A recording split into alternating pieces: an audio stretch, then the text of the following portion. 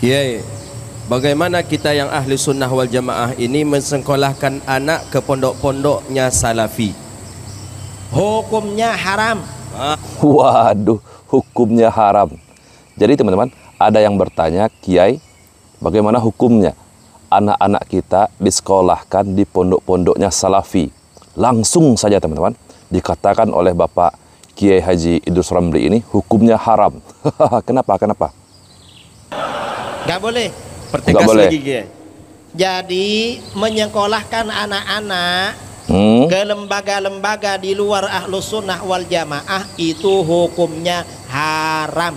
Wow, Mengapa? dipertegas ya. Berarti nanti menyerahkan anaknya untuk menjadi pengikut aliran sesat. Luar biasa, Bapak Kiai Idrus Ramli ini memandang orang-orang salafi adalah orang-orang yang sesat. Hukumnya haram. Luar biasa. Menjadi pengikut aliran tidak benar. Karenanya segera bertaubat, cabut dan pindah ke sekolah Ahlus Sunnah wal Jamaah. Nah, jadi jelas ya teman-teman. Menurut Bapak Kiai Idrus Ramli ini, hukum anak-anak kita katanya tadi, kalau disekolahkan di pondok-pondoknya salafi, hukumnya haram. Dikarenakan menurut beliau, salafi ini adalah aliran yang sesat dan menyesatkan. Segeralah bertaubat, kata Bapak Singa Aswaja ini.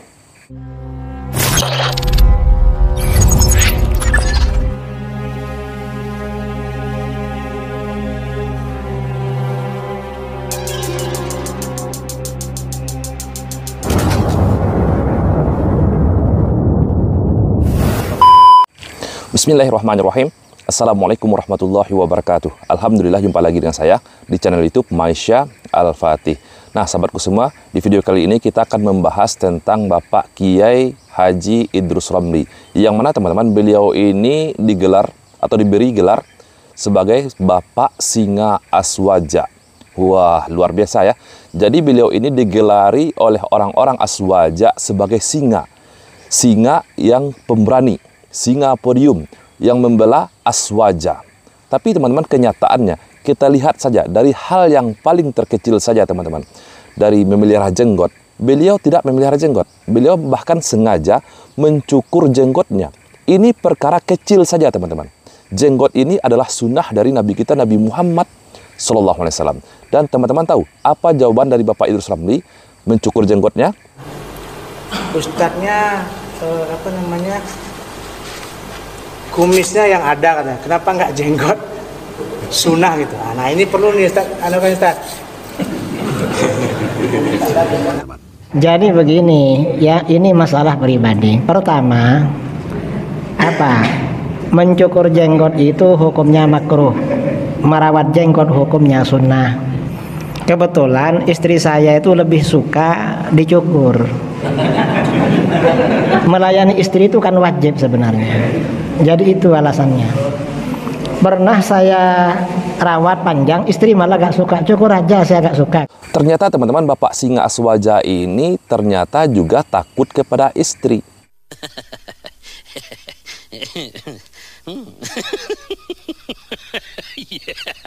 Tadi teman-teman, dia menyatakan bahwa melayani istri itu hukumnya wajib teman-teman. Melayani istri itu kan wajib sebenarnya. Sedangkan memelihara jenggot itu sunnah, hanya sunnah. Beliau menyepelekan sunnah dan beliau lebih mentaati istrinya. Nah, bagaimana mungkin teman-teman? Seharusnya jika kita ini dikenal sebagai singa aswaja, seorang yang pemberani, pembela sunnah, harusnya kitalah yang mendidik istri kita untuk melakukan sunnah. Bagaimana mungkin kita akan membimbing umat, sedangkan istri kita saja tidak bisa kita bimbing kepada sunnah Nabi kita, Nabi Muhammad SAW.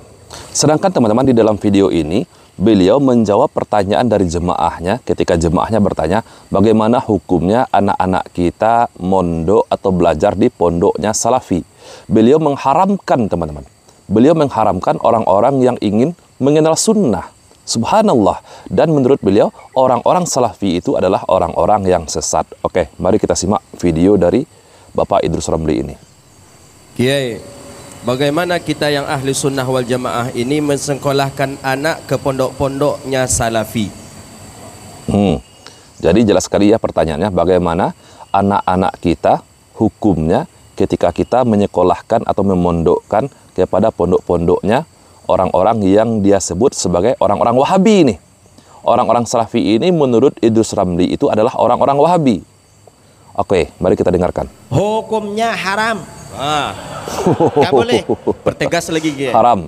Jadi Pertegas lagi. menyekolahkan anak-anak ke lembaga-lembaga di luar Ahlus Sunnah wal Jamaah itu hukumnya haram. Mengapa? Berarti nanti menyerahkan anaknya untuk menjadi pengikut aliran sesat. Langsung ya teman-teman, tegas sekali apa yang disampaikan oleh Bapak Idrus Ramli ini, bahwa orang-orang Salafi ini adalah orang-orang yang sesat teman-teman. Jadi anak-anak kita jika kita sekolahkan, kita pondokkan, kita masukkan ke dalam pondok pesantren orang-orang Salafi, mengaji hadis, menghafal Al-Quran, hadis, akidah, itu langsung disesatkan teman-teman. Sedangkan perkara kecil saja teman-teman, dia Bapak Idrus Ramli ini meninggalkan sunnah yang kecil saja tentang memelihara jenggot. Itu beliau tinggalkan. Subhanallah. Lalu bagaimana jika kita menganggap beliau ini sebagai singa aswaja, seorang yang pembela sunnah? Oke, kita lanjutkan. Menjadi pengikut aliran tidak benar.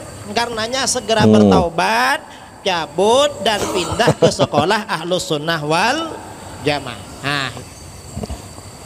Subhanallah. Jadi dia langsung menyatakan ini adalah dosa teman-teman. Dia tadi meminta kepada orang-orang tua yang sudah menyekolahkan anak-anaknya di pondok Salafi atau di lembaga-lembaga Salafi, cabut itu anak-anak, dipindahkan ke aswaja, lalu taubat kepada Allah. Subhanallah. Seandainya jika saya ingin memilih sahabatku semua, tentu saja saya ingin menyekolahkan anak-anak saya di pondok pesantrennya ataupun di lembaga-lembaga pendidikan orang-orang Salafi yang disebut oleh Bapak Idrus Ramli ini orang-orang Wahabi teman-teman. Saya tidak mau menyekolahkan anak-anak saya di lembaga-lembaga ataupun di pondok aswaja atau di pondoknya Bapak Kiai Idrus Ramli ini teman-teman. Karena sangat jelas sekali teman-teman, di dalam manhaj salaf itu sangat tegas sekali, sangat ilmiah sekali. Apapun amal ibadah kita yang kita lakukan itu harus ada dalilnya, sumbernya harus jelas teman-teman. Jauh dari kurafat, jauh dari tahayul, apalagi dengan amalan-amalan bid'ah. Saya cukup banyak teman-teman mereaksi video-video orang-orang yang mengaku dari aswaja. Ada yang joget-joget jingkrak-jingkrak diiringi dengan solawat teman-teman. Bahkan perempuan-perempuannya, santriwatinya teman-teman, itu joget-joget TikTok di acara pengajian umum. Bahkan itu dilindungi oleh banser. Subhanallah. Sangat banyak sekali kita reaksi orang-orang yang dari pondok aswaja ini teman-teman. Memang saya akui tidak semua aswaja seperti itu. Tapi kebanyakan yang seperti itu teman-teman dari aswaja. Coba tunjukkan satu saja orang-orang Salafi yang jingkrak-jingkrak diiringi dengan musik atau dengan solawatan sambil nari-nari, sambil joget-joget. Ada? Tidak ada teman-teman. Oke, apalagi dengan kisah-kisah kurafat. Orang-orang yang dia sebut sebagai Wahabi ini jauh dari perkara kurafat, tahayul. Nah, di video ini teman-teman, Bapak Idrus Ramli, beliau ini saya perhatikan ceramahnya ini teman-teman, sudah terpengaruh dari Bani-Bani Ba'alawi yang banyak kita reaksi, membawakan kisah-kisah kurafat. Oke, mari kita simak video ini teman-teman. Yang berjuang memperjuangkan negeri kita ini bukan hanya orang-orang yang masih hidup. Sambian mungkin kalau diceritakan nggak percaya dan mungkin nggak masuk akal. Jadi teman-teman, menurut beliau yang memperjuangkan kemerdekaan Indonesia ini bukan hanya orang-orang hidup saja teman-teman, tapi orang-orang mati pun juga ikut berperang. Ini jelas sekali kisah kurafat. Tapi masuk akal. Masuk akal kata dia. Perang 10 November, di mana 10 November? Di Surabaya. Itu kan melawan tentara sekutu, Inggris dan macam-macam.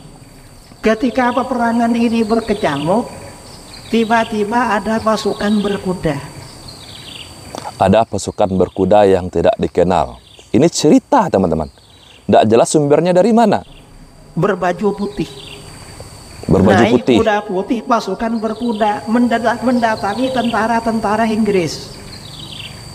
pakai kuda putih, berbaju putih, berkuda putih, mendatangi pasukan-pasukan Inggris. dan Belanda. Setiap tentara sekutu yang didatangi dia mati. Mati. Ini tentara dari mana ini? Tentara dari mana? Dari mana? Akhirnya apa?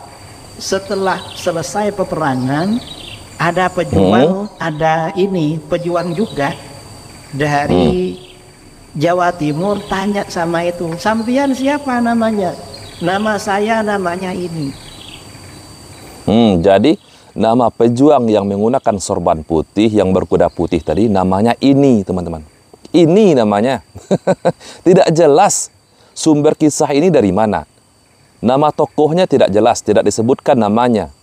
Namanya ini. Ini siapa? Inilah dongeng kurafat, teman-teman. Sumber tidak jelas, tokohnya tidak jelas.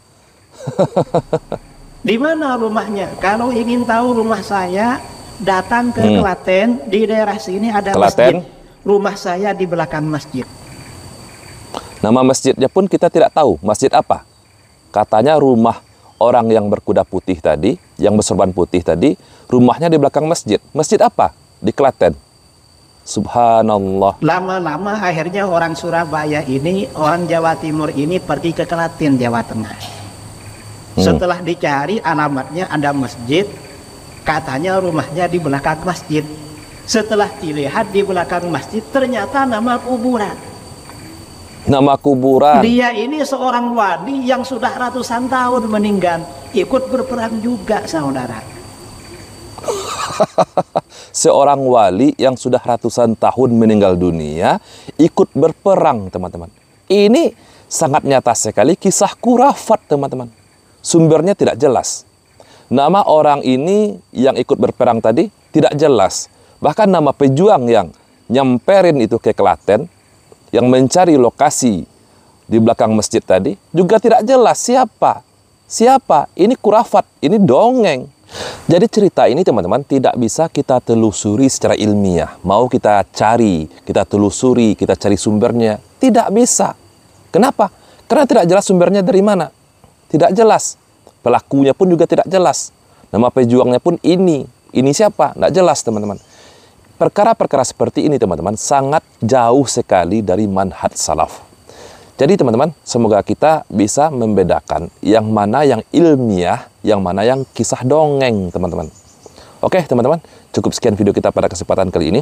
Bagi teman-teman yang belum subscribe channel YouTube ini, jangan lupa klik tombol subscribe-nya, dan jangan lupa aktifkan tanda loncengnya agar teman-teman semua mendapatkan notifikasi video-video terbaru dari channel YouTube ini. Semoga kita semua, teman-teman, jauh dari perkara tahayul, kurafat, dan tentu saja dari amalan-amalan bid'ah. Semoga kita semua berpegang teguh dengan manhajnya Rasulullah, dengan manhajnya para sahabat, yakni manhaj salaf. Saya Rizky Musa Putra, barakallahu fikum.